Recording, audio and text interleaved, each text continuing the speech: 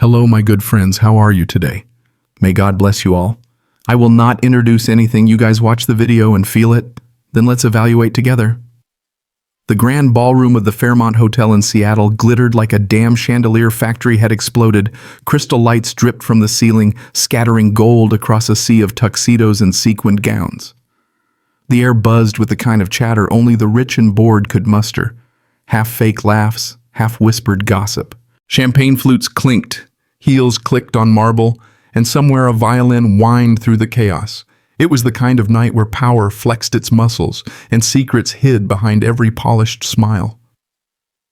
In the middle of it all, Emma Carter sat in her wheelchair, parked near a towering floral arrangement that smelled like a funeral parlor, had a baby with a rose garden. Her navy dress hugged her frame, simple but sharp, a quiet rebellion against the extravagance around her. 2 years ago, she'd have been spinning through this room, a dancer with fire in her step. Now, she was the girl in the chair, the one people glanced at with pity before looking away. Her hazel eyes scanned the crowd, a mix of disdain and something softer, maybe longing, flickering in them.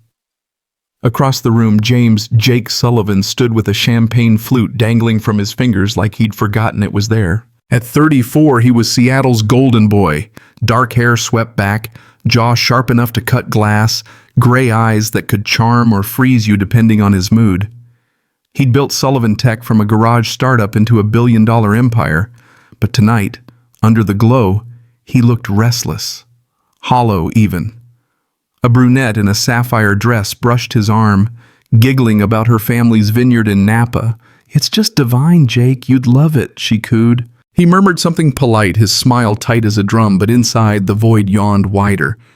Billions in the bank, a penthouse overlooking Puget Sound, and still, he felt like he was drowning in shallow water. Then it happened, the moment that had kicked this whole story into gear. A drunk guy in a rumpled suit lurched through the crowd, his glass tipping like a bad omen. Emma saw him too late, her breath catching as he stumbled straight for her. She braced herself, hands gripping the armrests, but before the wine could splash her lap, Jake slid in like a damn superhero. One hand steadied the guy's arm, the other deflected the glass. Red wine hit the floor, blooming like blood on the marble. The drunk slurred an apology and staggered off, leaving Jake towering over Emma, calm as hell. She tilted her chin up, eyes narrowing. "You don't have to play hero. I'm not a charity case." Jake's lips quirked, a spark of amusement in his gray eyes. "Never said you were." She huffed, crossing her arms. "Oh, please. The knight in shining armor bit? Seen it before. Doesn't impress me." He didn't flinch, just leaned in a little, voice low. "Good thing I'm not trying to impress you. Maybe I just didn't feel like mopping up wine tonight." Her gaze sharpened, but a reluctant flicker danced in her eyes. He wasn't coddling her, wasn't dripping with that fake sympathy she hated. She opened her mouth to snap back, but a woman in a gold dress sashayed by, tossing Jake a flirty wink. He barely blinked, his focus still locked on Emma, and that threw her off. "What's your deal?" she asked, suspicion lacing her tone. "Why waste your time on me when you've got a whole fan club over there?" "They're boring," he said flatly, glancing at the giggling cluster across the room. "You're not." The bluntness hit her like a gust of Seattle wind, stirring something she couldn't name. "Lucky me," she muttered, sarcasm thinning out, less certain now. That was 8 months ago. Fast forward and here we are. Back at the Fairmont, the same ballroom, the same crowd, but everything's different. Emma's in the center now, her wheelchair glinting under the lights. Jake's beside her, his tux sharp as ever. The room's buzzing, eyes darting between curiosity and judgment. Then, with a deep breath, Emma grips the armrests and pushes. Slowly, agonizingly, she rises. Her legs shake, her navy gown cascades around her, and the crowd goes dead silent. A glass slips from someone's hand, shattering. She's standing, wobbly but tall, and for a second it's like the world stops. "Jake," she whispers, voice trembling. "I did it, didn't I?" He's already moving, closing the gap as her knees buckle. "Yeah, Em, you're a damn miracle," he says, catching her as she crumples, his shout ringing out, "Emma!"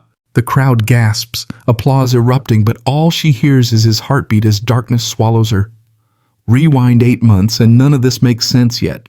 Let's take it back to where it started, before the miracles, before the secrets, before they even liked each other. It's a rainy Tuesday in Capitol Hill, the kind of gray day Seattle's famous for. Emma's at a corner table in a cozy coffee shop, the kind with mismatched mugs and the hum of an espresso machine. Rain streaks the windows, blurring the neon signs outside. She's nursing a black coffee, her wheelchair tucked close, when Jake walks in. He's in a tailored coat, shaking water from his hair, looking like he owns the place. Which, technically, he could. He spots her, slides into the seat across, and cuts to the chase. "Look, Emma, I've got a proposition," he says, leaning forward, elbows on the table. "Marry me." She nearly chokes on her coffee. "You're nuts. We've met, what, twice?" "Hear me out," he says, unfazed. "My granddad's will says I've got 6 months to tie the knot, or I lose Sullivan Tech. Everything. You need a place to crash. Don't tell me you don't. I've seen your stepmom's letters. It's just business. You get a roof, I get my company." Emma stares at him, her mind racing. Her stepmom's latest ultimatum, get a job or get out, sits like a brick in her gut. No money, no home, no mercy. She hates this, hates needing a lifeline, but the clock's ticking. "Fine," she says finally, voice tight, "but don't expect me to play the happy wife." "Deal," he says, a faint smirk tugging at his lips. "It's just paperwork." That's how it starts. Cold, practical, no fairy tale bullshit. But trouble's already brewing. A week later, Jake's mom, Margaret Sullivan, shows up at his penthouse downtown. The place is all glass and steel, floor-to-ceiling windows framing the misty Puget Sound. Margaret's in a crisp blazer, silver hair pulled tight, her voice sharp as a blade. "She's a nobody, Jake," she says, pacing. "A cripple with nothing to her name. She'll drag you down." Jake's jaw tightens. "She's my wife, Mom. Back off." Margaret stops, eyes narrowing. "You're throwing away our legacy for her? You're smarter than this." He doesn't budge, but her words linger like smoke. That same night, Emma's at a dive bar with her friends Lila and Miles, the kind of place with sticky floors and neon Budweiser signs. She's sipping a soda when she overhears 2 guys in suits at the bar, Sullivan Tech employees by their badges. "That crash 2 years back," one mutters, voice low, "wasn't random. Sullivan was the target, not her." Emma freezes, her glass halfway to her lips. Her accident, the screech of tires, the crunch of metal, the endless fall into darkness, flashes back. She thought it was bad luck. Now? Her hands tremble. If Jake was the target, what the hell does that mean for her? She wheels out into the rain, heart pounding, the pieces not fitting yet. This isn't just about a fake marriage anymore. Something's coming, something big, and she's caught in the middle. Hey folks, that's just the start of Emma and Jake's wild ride. Hit that subscribe button and drop a comment. Where are you watching from? Let's keep this story rolling together. The Seattle rain hadn't let up in days, turning the city into a gray smear of wet concrete and neon reflections. Inside Jake Sullivan's penthouse, the vibe wasn't much brighter. The place was a sleek fortress, floor-to-ceiling windows framing the Puget Sound, leather couches that probably cost more than a car, and a kitchen island big enough to host a Thanksgiving dinner. Emma Carter sat there now, parked in her wheelchair, staring at a plain white envelope that had slipped under the door an hour ago. No stamp, no address, just her name scrawled in black ink. Emma Carter. Her fingers hovered over it, a knot twisting in her gut. She tore it open. Inside, a single line. I can make you walk again. St. Mary's Clinic, 3 p.m. tomorrow. Tell no one. No signature, no bullshit, just a promise that hit her like a punch. Her breath caught. Walking again? After 2 years of doctors shrugging, of her legs feeling like dead weight, it sounded like a scam, but that tiny spark of hope, the one she'd buried deep, flickered to life. She stuffed the note into her pocket, glancing at the clock. Jake was out at some board meeting, wouldn't be back for hours. Perfect. Next day, she wheeled herself into St. Mary's Clinic, a squat brick building on the edge of town that looked like it had seen better days. Peeling paint flaked off the walls and a faded sign creaked in the wind. Inside, it smelled like antiseptic and desperation. A guy in a loose white coat waited for her, mid-40s, lean, with piercing blue eyes that didn't blink enough. "Emma Carter?" he said, extending a hand. "Dr. Nathan Brooks. I've been following your case." She didn't take his hand, just rolled closer, gaze wary. "My case? What's that supposed to mean?" He grabbed a tablet from a cluttered desk, tapping it alive.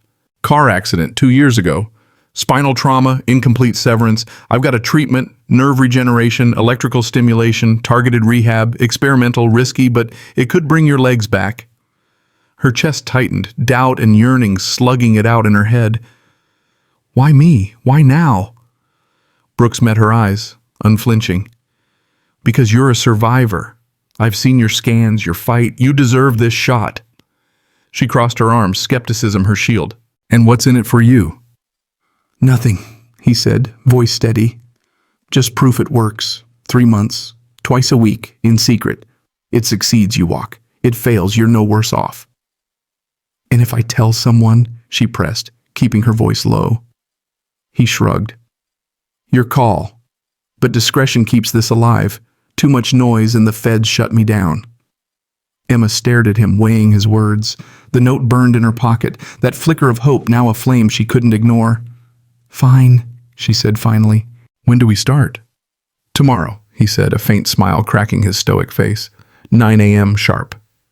She nodded, wheeled out, and didn't look back. The rain hit her face like cold needles, but she barely felt it. This was her secret now, her lifeline, and Jake couldn't know. Not yet. Weeks ticked by and Emma's life split in two. Mornings with Jake were quiet. Coffee steaming between them in the penthouse kitchen, him in rolled-up sleeves, her dodging his gentle questions. "What's on your mind today?" he'd ask, leaning against the counter, all easy charm. "Nothing you need to worry about," she'd say, rolling her eyes. "Try me," he'd push, that persistent edge in his voice softening her walls just enough to talk. About books, the city, anything but the truth. Afternoons she'd slip out with flimsy excuses. Errands, clearing my head, and head to St. Mary's. The clinic was a stark bubble, walls lined with humming machines and wires that snaked like veins. Brooks strapped electrodes to her legs, ran currents through her nerves, guided her through exercises that left her sweating and shaking. "Feel anything?" he'd ask, tapping her shin with a pen. "Nothing," she'd grumble, wiping her brow. "Patience," he'd reply, calm as a monk. "It's building."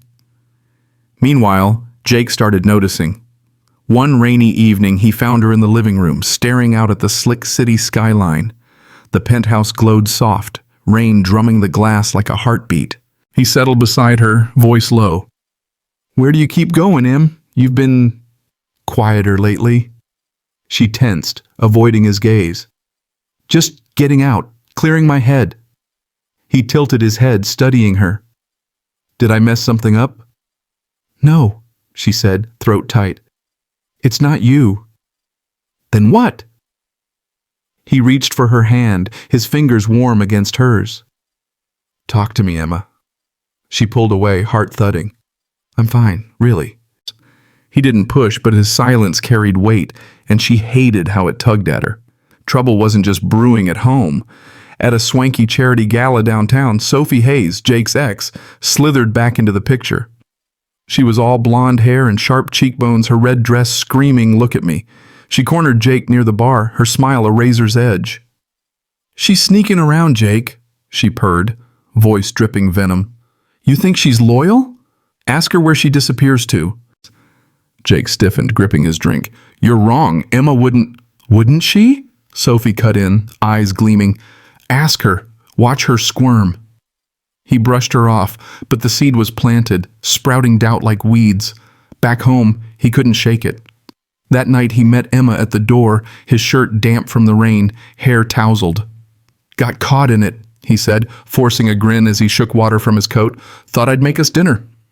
She arched a brow, rolling inside. "You cook?"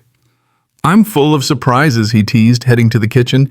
He chopped veggies with easy grace, the scent of garlic and thyme filling the air.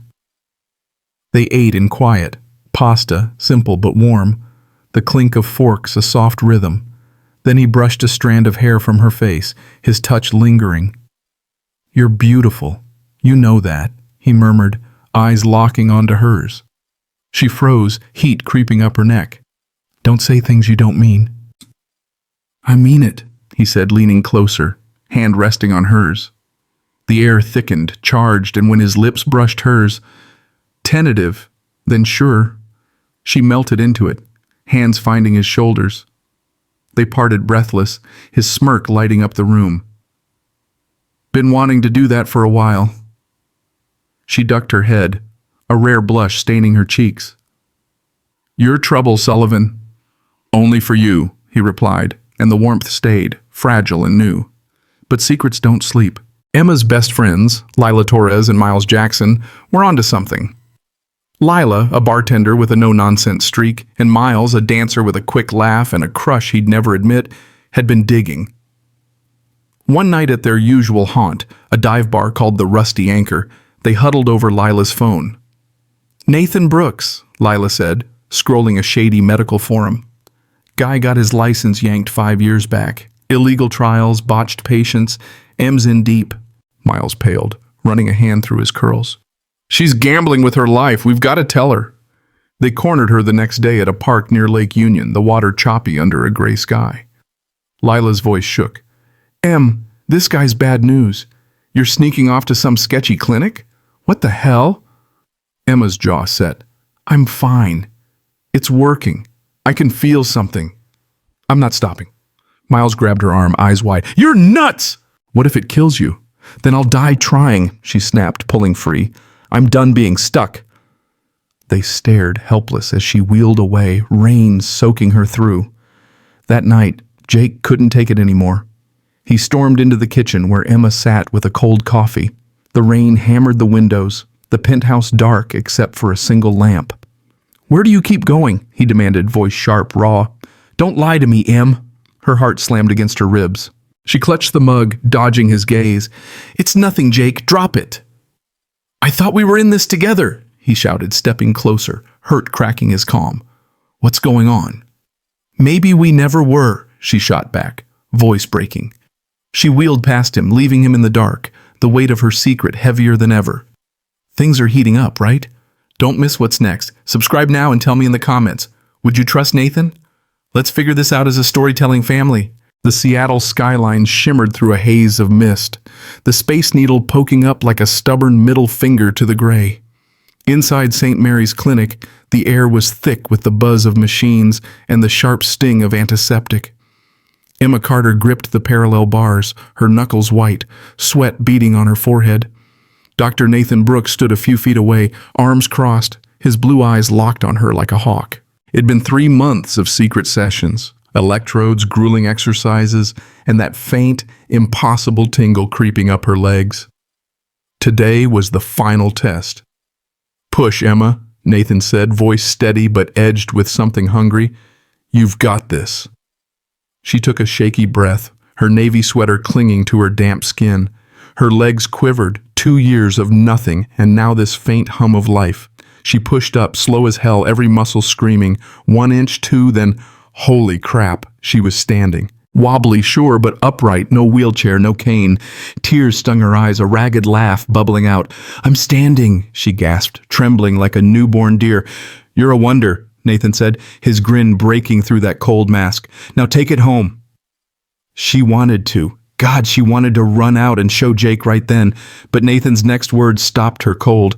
He stepped closer, voice dropping. "Stop now, and I'll tell Jake everything. Every session, every lie. You're my ticket to redemption, Emma. Don't ruin this." Her stomach lurched. "You're threatening me? After all this?" "I'm protecting my work," he said, eyes hard. "We're too close. 1 more month, and it's permanent." She yanked her hands off the bars, collapsing back into her chair, fury boiling over. "Screw you, Nathan. I'm done being your lab rat."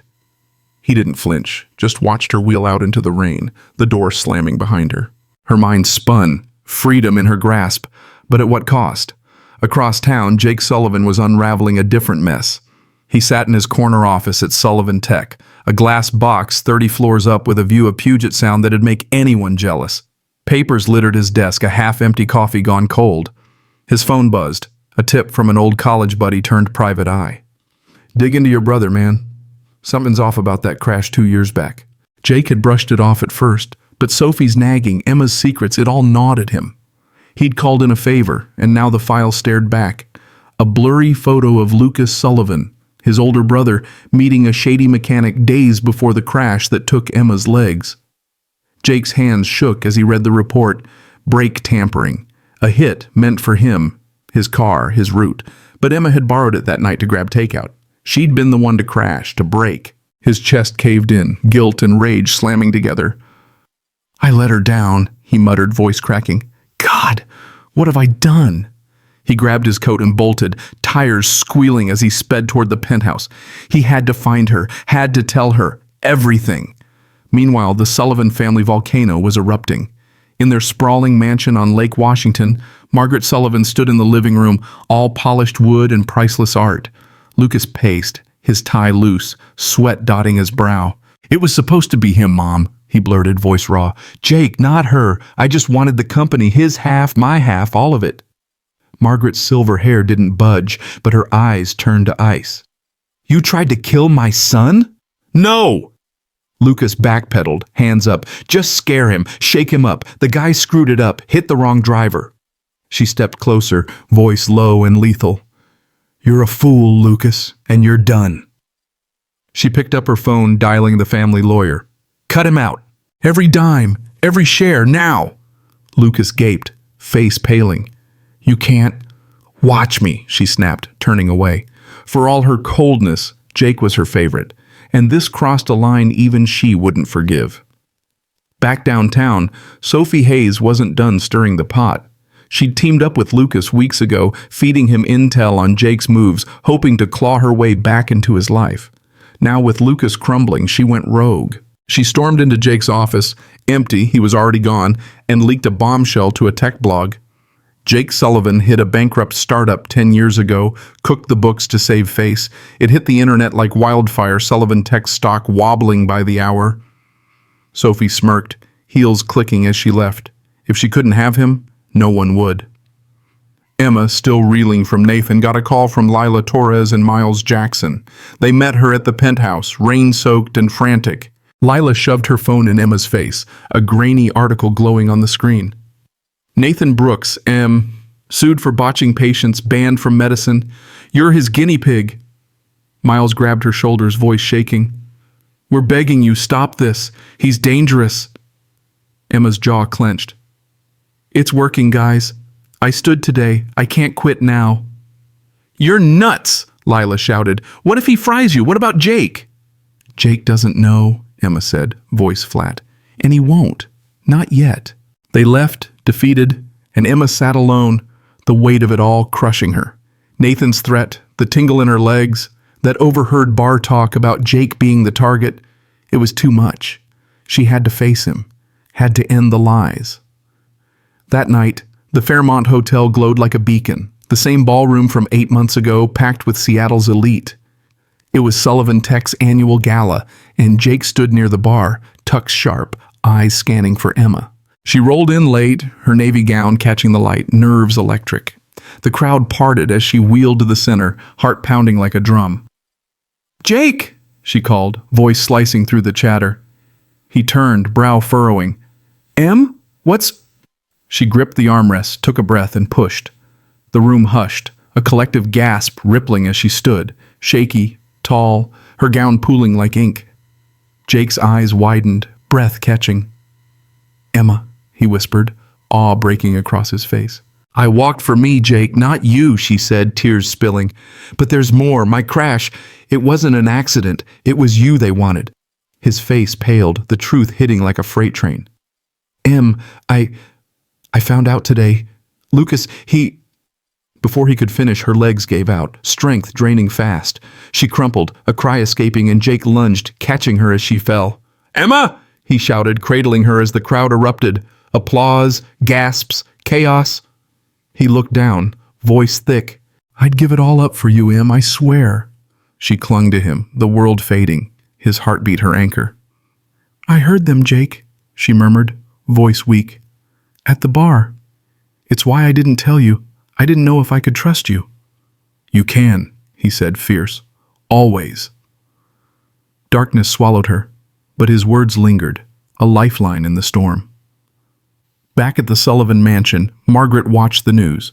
Emma standing, falling, Jake's stock tanking from Sophie's leak. She poured a scotch, hands steady. Lucas was out. Sophie was a ghost. But Jake?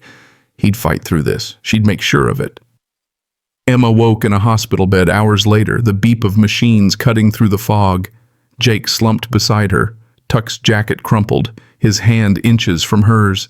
He stirred as she blinked, gray eyes snapping to hers. "You're awake," he rasped, relief flooding his voice. "Thank God." She swallowed, throat dry. "What happened?" "You pushed too hard," he said, rubbing his face. "Docs say it was overload, your vitals crashed, but you stood him. I still can't believe it." Her lips quirked, faint. "Neither can I." He leaned closer, voice dropping. "I didn't know about Lucas, I swear. I'd have stopped it." "Stop," she cut in, soft but firm. "We've got bigger problems." His brow creased. "What do you mean?" She hesitated, Nathan's threat echoing. But before she could spill, her phone buzzed. Lila, frantic. Nathan's gone. Clinic's empty. He's running." Emma's blood ran cold. The truth was out there, and it wasn't done with them yet. Wow, what a moment, huh? Subscribe to catch the final chapter and let me know. What would you do in Emma's shoes? Your thoughts keep this story alive. 3 years had slipped by, and Seattle hadn't changed much. Still a city of drizzle and dreams, where the rain painted everything in soft grays and the coffee kept you sane. Jake Sullivan's penthouse downtown had softened too, the sharp edges of its glass and steel vibe now blurred by kid toys and cozy chaos.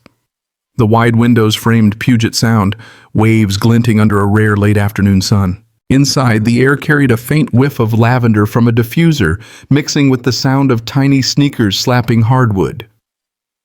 Emma Carter, now Emma Sullivan, sat on the couch, legs stretched out, a paperback lying unopened in her lap. She wore a loose sweater, her chestnut hair pulled into a messy bun, and her hazel eyes followed a whirlwind named Mia.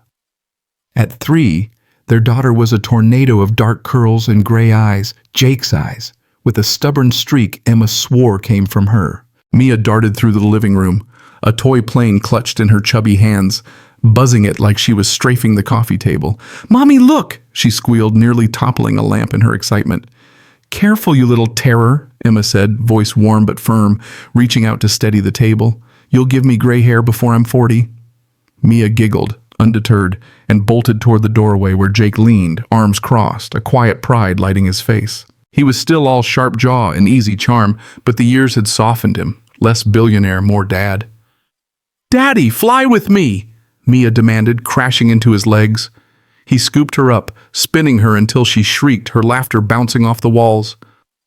"You're the best co-pilot I've got," he said, planting a kiss on her forehead before setting her down. She scampered off, plane still buzzing, disappearing down the hall. Emma shook her head, a laugh escaping. "She's got your energy. I'm screwed." Jake crossed to her, dropping onto the couch.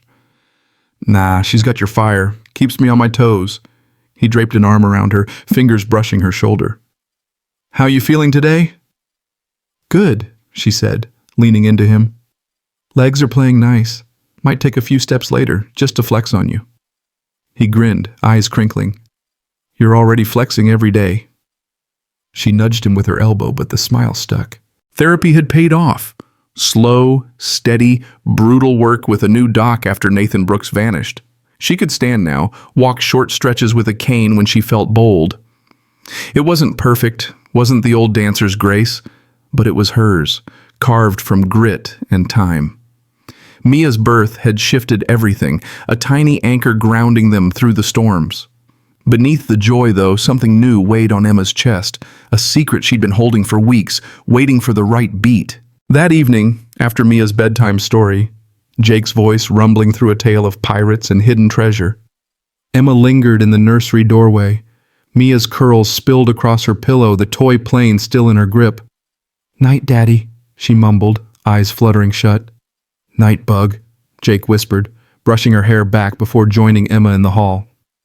He closed the door soft, turning with a tired smile. Out like a light. Miracle. She's a handful, Emma said, softer now, hands fidgeting at her sides. He tilted his head, catching the shift. You okay? You've been off tonight. She took a breath, heart thudding. Can we sit? I need to tell you something. His brow furrowed, but he nodded, following her to the living room. They sank onto the couch, the quiet stretching tight.